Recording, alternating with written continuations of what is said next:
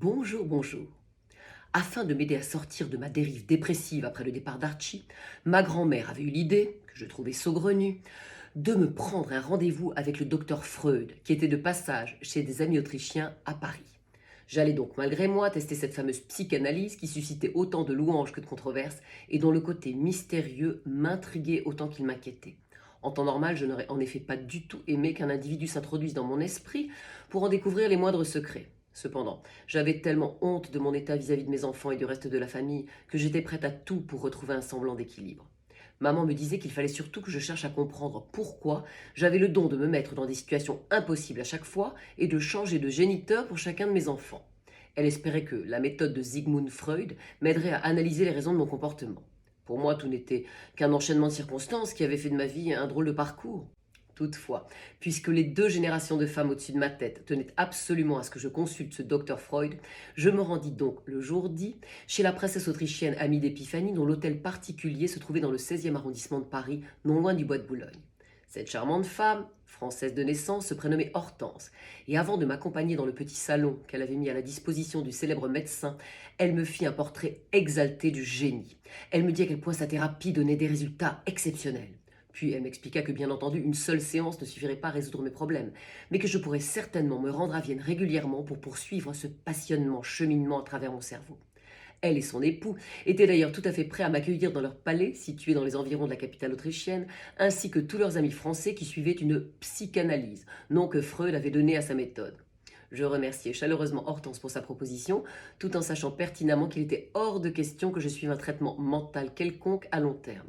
En effet, j'avais entendu dire que le fameux Sigmund s'était beaucoup appuyé sur les travaux du docteur Charcot, le médecin qui avait mis en avant les effets de ce qu'on appelait l'hystérie féminine à la fin du XIXe siècle. Or, j'avais été frappée plus jeune en découvrant, lors de mes études chez les Sœurs de la Grande Flagellation, les images des patientes de ce docteur Charcot. On voyait de pauvres créatures devenir folles et se tordre en spasmes dans tous les sens en se dénudant la poitrine devant une assemblée de médecins qui, à mon avis, se rinçaient l'œil sous prétexte de les soigner. Des infirmiers finissaient ensuite par leur mettre la camisole de force pour les emmener dans des chambres capitonnées, et ces images de femmes attachées, enfermées et livrées aux bons soins de médecins qui faisaient des expériences me hantaient encore des années plus tard. Je pense que les sœurs de la Grande Flagellation avaient eu l'idée de nous montrer ces images pour habilement faire un rapprochement avec les dangers de la sexualité et nous faire croire que le simple fait de penser au péché de chair pouvait conduire à la démence. Avec moi, elles avaient comme d'habitude fait chou blanc. Et ces images bien qu'effrayantes ne m'avaient pas dissuadé de découvrir les côtés plaisants du dit péché de chair. Cependant, j'en avais payé les conséquences en faisant 5 enfants magnifiques sans aucun papa à mes côtés pour les élever. Quoi qu'il en soit, j'étais extrêmement méfiante vis-à-vis de Freud, et je m'attendais à trouver une sorte d'hypnotiseur maléfique, dont la voix caverneuse m'entraînerait dans les méandres de la perversité.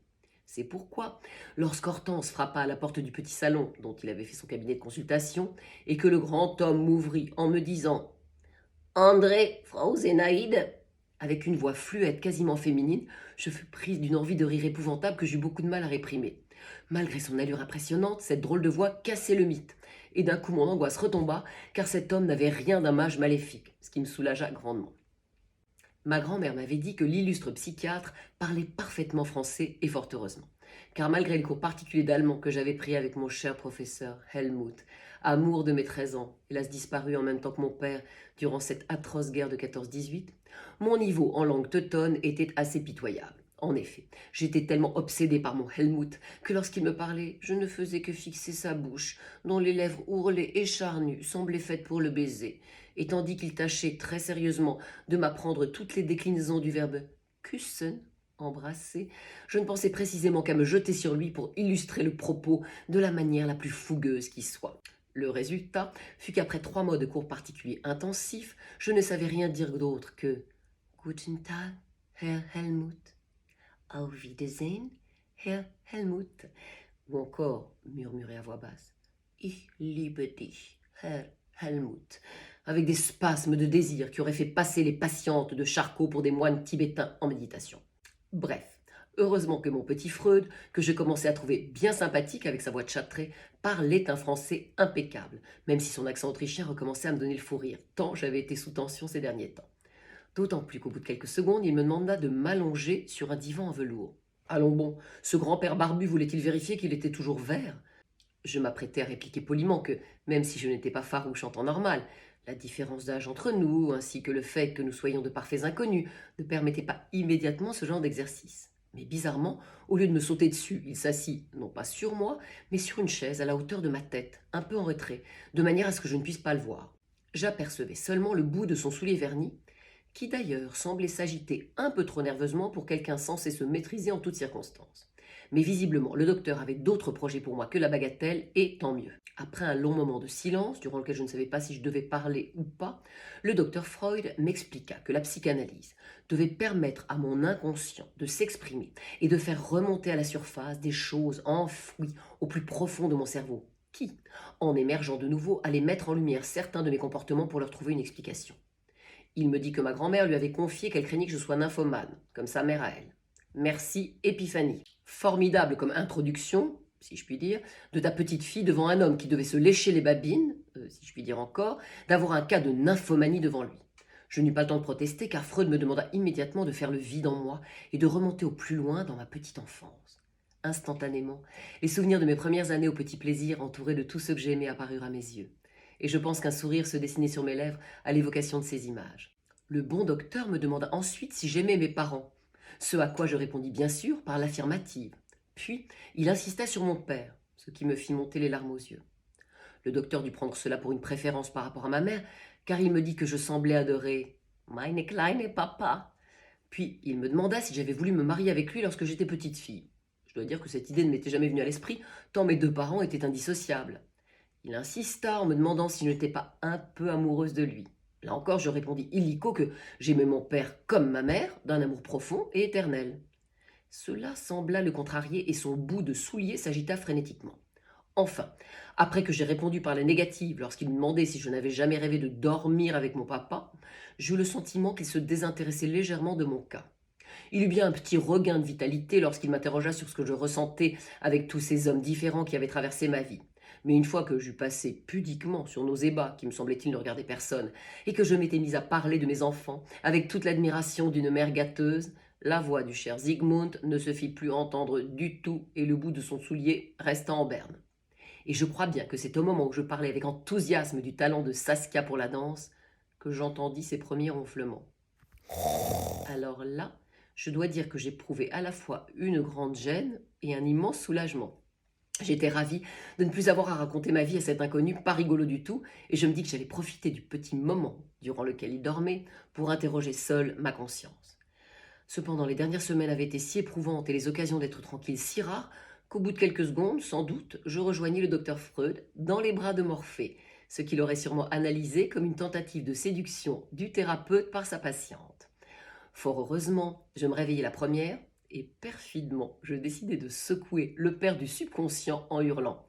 Et je suis certaine que ma petite Saskia sera une artiste, en plus d'être nymphomane, qui sait. Sans me retourner, je perçus un sursaut dans le fauteuil de Freud, et quelques secondes plus tard, un drôle de son sortit de sa gorge, comme celui d'un très jeune porcelet qu'on égorgerait. Puis le docteur toussota bruyamment, et me dit d'un ton sévère que la première séance était terminée. Je pense qu'il n'avait, comme moi, aucune envie qu'il y en ait une seconde. Cependant, vis-à-vis de la princesse qui l'accueillait et de sa réputation d'une manière générale, le cher docteur ne pouvait pas rester sur un échec. Il fut donc convenu que je le recontacterai prochainement pour un rendez-vous à Vienne cette fois-ci. En attendant, il me réclama une somme astronomique pour la séance, et je le trouvais bien ingrat de se faire payer aussi grassement pour la bonne petite sieste que je lui avais offerte. Comble du mépris de sa part, je crus l'entendre soupirer de soulagement lorsqu'il ferma la porte derrière moi. Visiblement, le fait d'avoir fait un bon dodo ne compensait pas la frustration de ne pas avoir eu un cas psychique plus intéressant. La princesse Hortense avait dû attendre dans le couloir toute la séance, car elle me sauta dessus sitôt que je fus dehors, me demandant l'air extasié si j'étais d'accord avec elle pour dire que Zygmunt, Zizi, elle mettait un point d'honneur à souligner son intimité avec le grand homme, était un génie absolu, un dieu vivant. Je m'abstins d'ajouter, et un ronfleur hors pair. De toute façon, je ne pus placer une parole, tant mon hôtesse s'était lancée dans une interminable liste des qualités exceptionnelles du docteur S. Psychanalyse. Elle me harcela jusqu'à ce que je promette de prendre le train pour Vienne dès que je le pourrais, afin de continuer l'introspection qui me conduirait à la félicité ultime. Une fois que j'aurais accepté, bien sûr, d'assumer mon complexe d'Oedipe selon la fameuse théorie freudienne. Je rentrais au petit plaisir, assez dépité, car j'avais tout de même placé un peu d'espoir en ce docteur Freud. Je ne l'ai toutefois jamais dénigré en public, car je sais qu'il a obtenu d'excellents résultats avec certains patients. Et bien plus tard, j'ai compris à quel point un certain traumatisme enfoui pouvait détruire une vie, tant qu'on ne les avait pas identifiés et mis à jour grâce à ce travail de psychanalyse. Cependant, comme j'avais eu la chance d'avoir une jeunesse très heureuse, hormis l'affreuse mort prématurée de mon père, je me dis que ce genre de traitement n'était pas fait pour moi, et que j'allais devoir trouver seule la force de me remettre sur pied. J'allais continuer à élever mes enfants du mieux que je pourrais, écrire des pièces de théâtre, chanter avec mon cœur des lumières, et tout simplement essayer de vivre en rendant le plus de gens possible heureux. Quant à mon Archie, je sentais au fond de mon cœur que notre histoire n'était pas terminée, et que même si un temps bien trop long devait s'écouler avant que nous nous retrouvions, ce moment arriverait quand même, et je décidai de m'accrocher à cette idée. Les mois passèrent donc à nouveau à une vitesse folle, et ma petite Kala eut vite 6 mois. Elle était vive et enjouée, et ses frères et sœurs se relayaient sans cesse pour s'occuper de cette petite poupée métisse qui attirait tous les regards par sa peau caramel et ses cheveux blonds. Un peu avant Noël 1930, Claudine et moi reçûmes chacune une lettre d'une ancienne camarade de la pension des sœurs de la Grande Flagellation. Elle se prénommait Charlotte, mais en raison de son embonpoint impressionnant même lorsqu'elle avait 12 ans, beaucoup des pensionnaires l'appelaient Boulotte. Ce à quoi Claudine et moi ne nous étions jamais abaissés, car c'était une fille adorable qui ne parvenait simplement pas à s'arrêter de manger. Elle avait été invitée à tous les mariages des filles de la pension au fil des années, et elle se désespérait à chaque fois de rester célibataire ayant atteint la trentaine, et s'imaginant avec une pancarte vieille fille accrochée pour la vie autour du cou.